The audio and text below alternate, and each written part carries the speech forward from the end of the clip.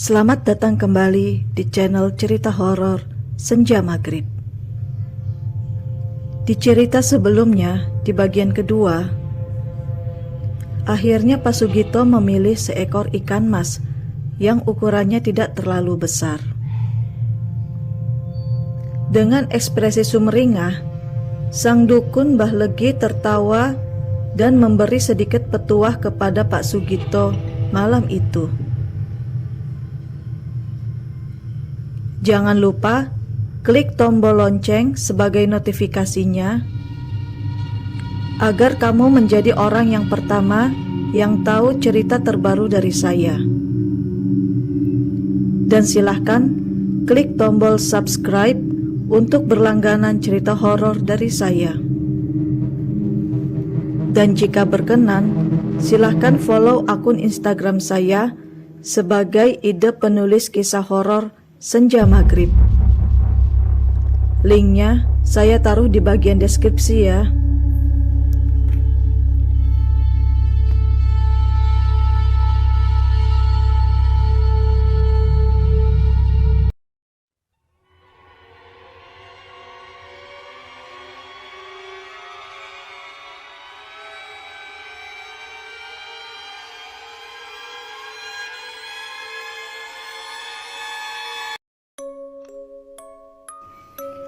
Pak Sugito yang memilih seekor ikan mas berukuran sedang itu merasa itu adalah pilihan biasa saja.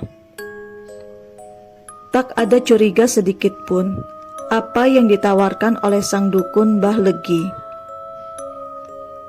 Justru Mbah Legi terlihat tertawa terkekeh ketika mengetahui kalau Pak Sugito memilih seekor ikan mas yang terlihat di dalam bejana yang berisi air kembang itu.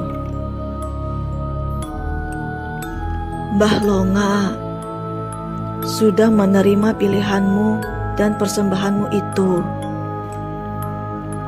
Tak lama lagi usahamu akan besar dan rezekimu akan bertambah,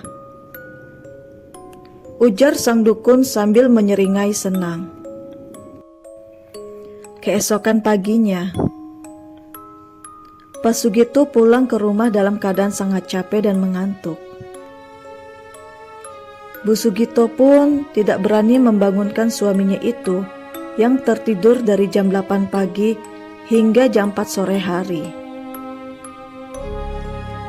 Karena suaminya tidak berdagang hari ini, Bu Sugito pun sudah menyiapkan suguhan kopi dan gorengan untuk suaminya ketika bangun dari tidur siangnya itu. Pak Sugito pun akhirnya terbangun langsung menuju teras depan untuk mencari udara segar. Bu, Ibu. Pak Sugito memanggil istrinya yang berada di dapur. Ya, ada apa Pak? Jawab Bu Sugito. Mala, mana Bu? Tanya Pak Sugito. Mala agak demam Pak. Tadi ia pulang sekolah agak pagi.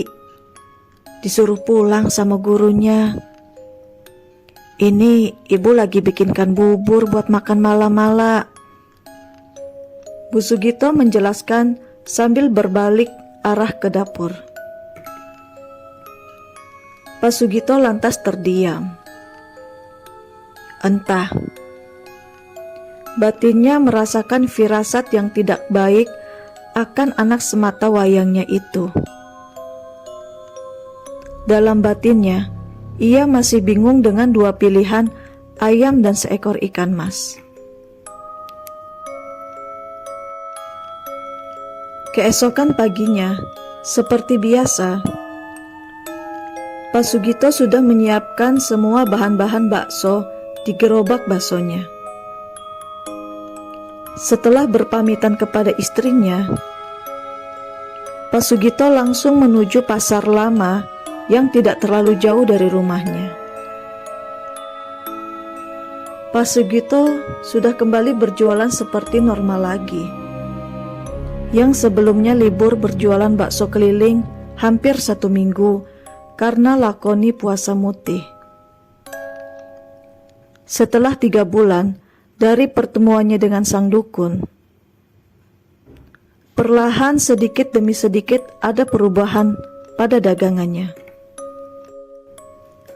Pak Sugito kini punya pelanggan tetap yang saat ini Pak Sugito tidak perlu lagi berkeliling sampai kiloan meter jaraknya.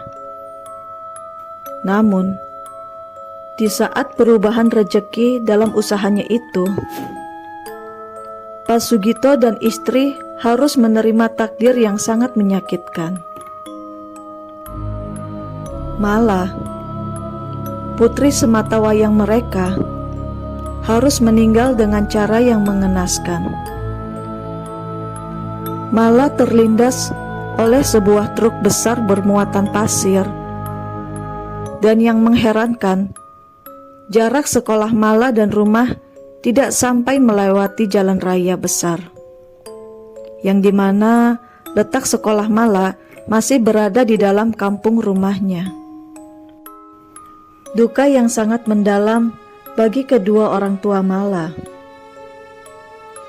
Namun, seminggu setelah berduka, bagaikan dapat durian runtuh, sawah yang ukurannya hanya sepetak dari warisan orang tua Pak Sugito mendadak dibeli oleh orang kaya dari ibu kota dengan tawaran harga yang sangat tinggi. Tidak perlu ada tawar-menawar lagi. Harga pun disepakati oleh kedua belah pihak.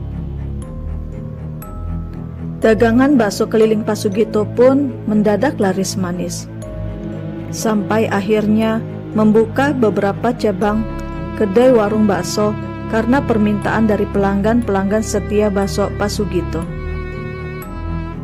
Semua berjalan lancar.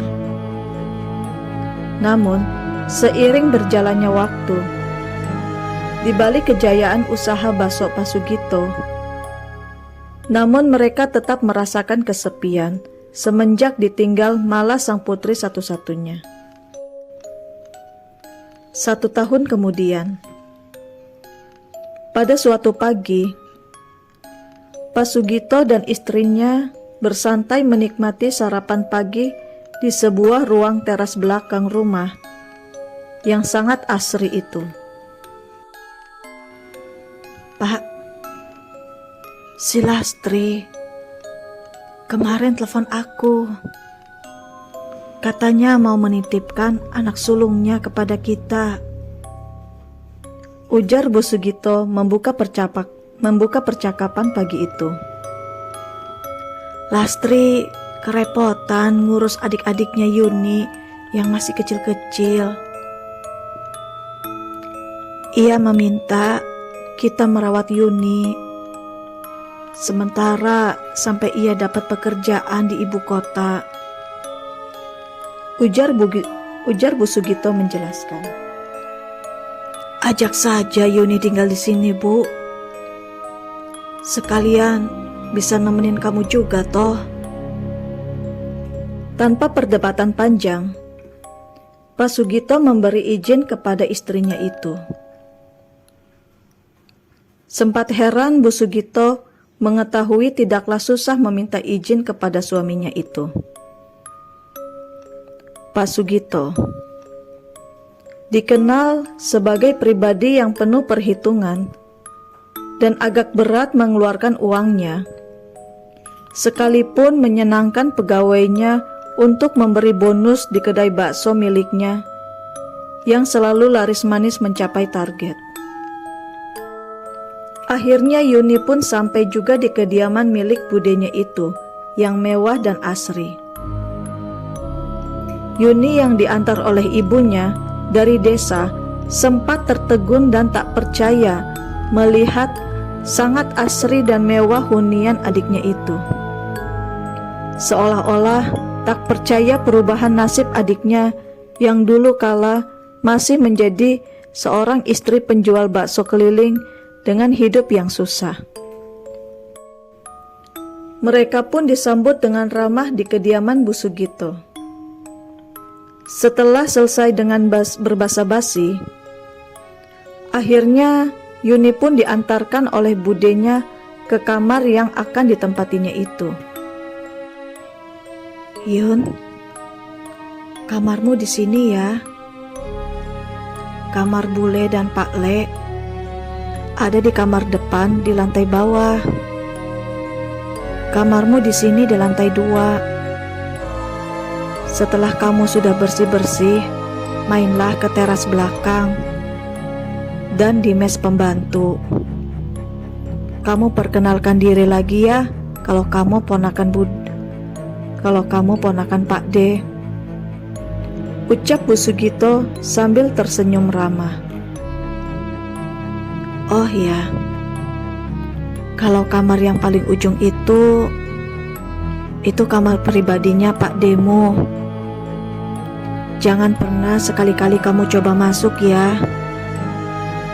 Memang selalu terkunci, namun kamu harus dikasih tahu dulu sebelumnya," tambahnya lagi, dan akhirnya Bu Sugito kembali ke lantai bawah meninggalkan Yuni. Sempat dilihatnya agak lama sebuah kamar misterius yang ditunjukkan budenya itu. Lantas, Yuni bergegas masuk ke dalam kamarnya dan membersihkan dirinya yang seharian dalam perjalanan naik angkutan bus. Yuni, gadis remaja yang baru menamatkan bangku SMA-nya itu, berniat mencari pekerjaan dan berharap bisa bergabung di usaha makanan milik budenya itu. Namun, memang istri Pak Sugito menginginkan jika Yuni tetap melanjutkan pendidikannya sampai universitas. Hari demi hari, Yuni disibukkan dengan aktivitasnya yang baru, yakni persiapan menjadi mahasiswa baru di sebuah universitas di kota budenya itu. Tak terasa, waktu sudah berjalan hampir 1,5 tahun lebih. Yuni disayang dan dirawat oleh budenya yang kaya raya itu. Namun,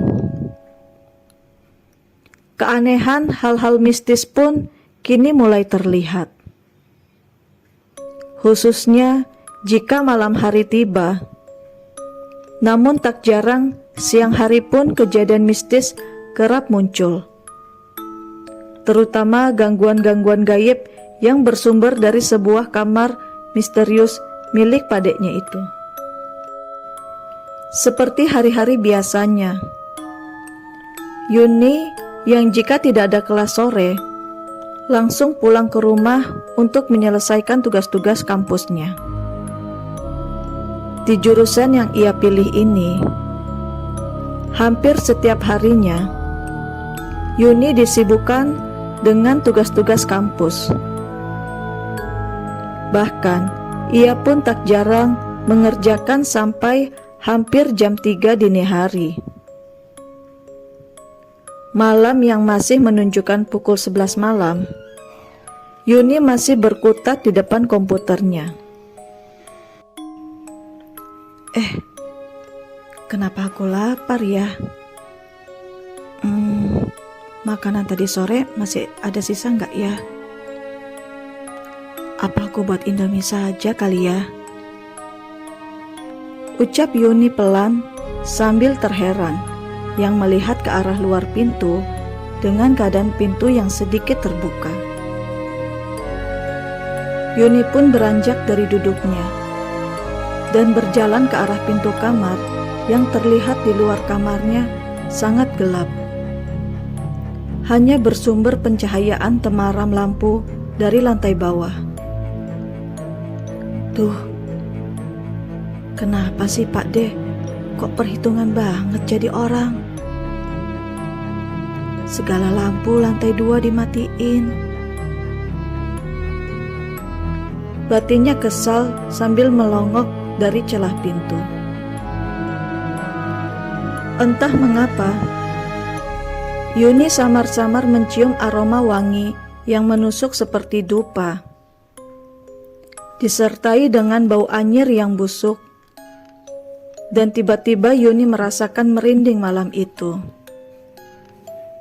Namun, rasa takutnya itu mendadak hilang, karena suara lapar dari perutnya yang mulai meronta-ronta ingin segera diisi.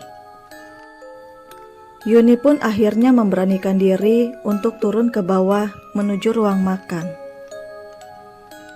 Namun sayangnya, tidak ada sisa makanan yang tersisa di meja makan. Alhasil, Yuni pun memutuskan membuat Indomie di dapur. Masih dengan cahaya yang sedikit hanya bersumber dari lampu ruangan lain, Yuni pun terpaksa memasak dalam keadaan sedikit gelap. Ia tak berani menyalakan lampu ruangan, takut mengganggu Bude dan Pak D-nya yang sedang terlelap tidur. Namun, di saat Yuni sedang meracik Indomie yang ia buat, dari sudut ekor matanya ia menangkap sosok bayangan hitam besar berdiri sedang memperhatikan dirinya dari anak tangga. Seketika itu pun, Yuni langsung menoleh ke belakang untuk memastikan apakah ia tidak salah lihat. Suasana masih terlihat hening dan sepi. Yuni yang merasa malam ini agak berbeda. Akhirnya ia memutuskan mempercepat membuat Indominya dan bergegas masuk ke dalam kamarnya. Namun, ketika ia sedang menuju kamarnya, ia melewati kamar misterius milik Pak D-nya itu. Entah mengapa, matanya ingin sekali melirik ke arah kamar misterius itu. Diciumnya kembali aroma wangi kemenyan disertai bau anyir dan busuk dari arah kamar khusus yang letaknya paling ujung. Tanpa sadar, Yuni yang sedang membawa semangkok Indomie panas mendekatkan indera penciumannya ke arah kamar misterius itu. Namun tiba-tiba suara geraman yang berasal dari dalam kamar seketika menyadarkan Yuni yang kini sudah di depan pintu kamar tersebut. Segera pun ia berlari dengan membawa dan menahan kuah panas yang tumpah mengenai lengannya. Ya, sebuah kamar rahasia dan misterius yang Yuni dan para pegawai di rumah Pak Sugito tinggal menganggapnya demikian. Kamar khusus tersebut sengaja dibuat oleh Pak Sugito ketika mendirikan rumah megah itu.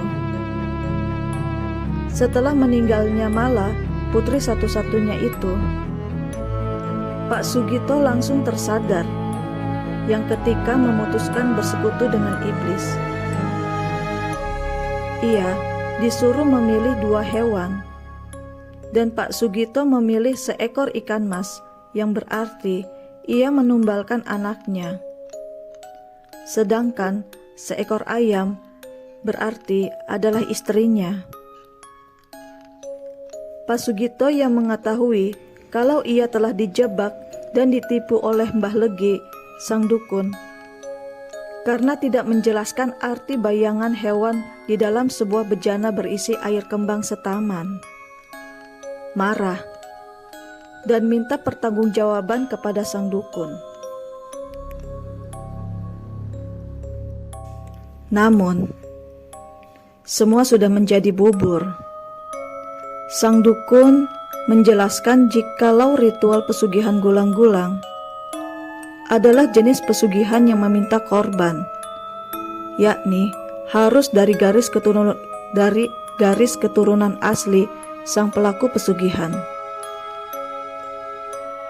Mala, putri yang ia sayangin, sudah meninggal, dan ia pun tak mengelak menikmati perubahan hidupnya yang bergelimangan harta dan usahanya yang maju pesat.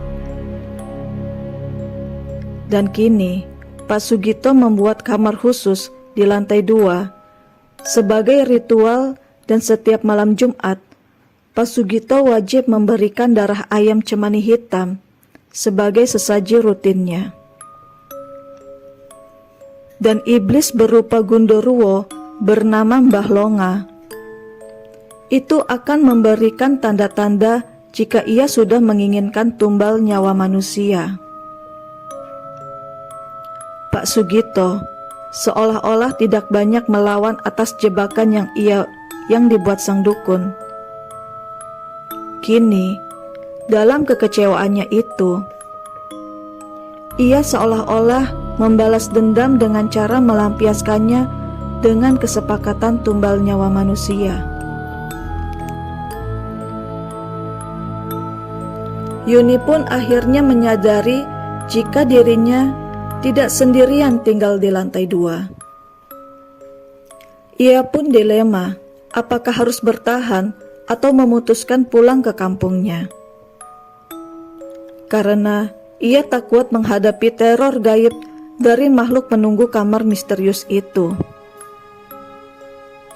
Apakah tujuan dan rencana Pak Sugito untuk keponakan dari istrinya itu? Lantas, bagaimanakah nasib Yuni? Nantikan kelanjutannya, kisahnya di bagian keempat. Terima kasih.